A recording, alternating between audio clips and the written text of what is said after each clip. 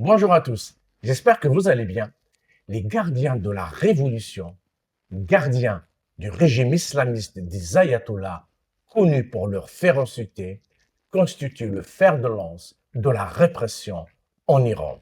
Dans le mouvement de contestation actuel, ils visent les yeux des manifestants, en particulier les femmes.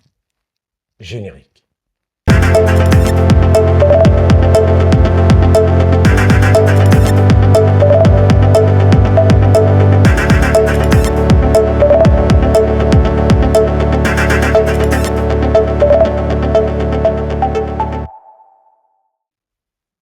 Les femmes sont détestées par les islamistes.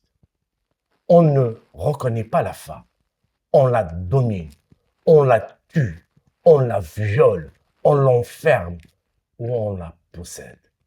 En Iran, les manifestants, et spécialement les manifestantes, font l'objet d'une répression extrêmement violente, avec cette spécificité que les tirs prennent souvent pour cible les femmes et les jeunes, parfois de simples passants qui perdent un œil. Des tirs de chevrotines ou de projectiles à courte distance, des témoignages médicaux et des reportages décrivent des hôpitaux submergés par des cas de traumatisme grave, en particulier aux yeux. L'usage croissant d'armes à feu, avec des balles réelles, contre les foules de manifestants est bien documenté dans plusieurs provinces. Cette répression s'est accompagnée d'une coupure d'Internet et des communications téléphoniques internationales et une tentative évidente de limiter la visibilité des violences infligées aux Iraniens.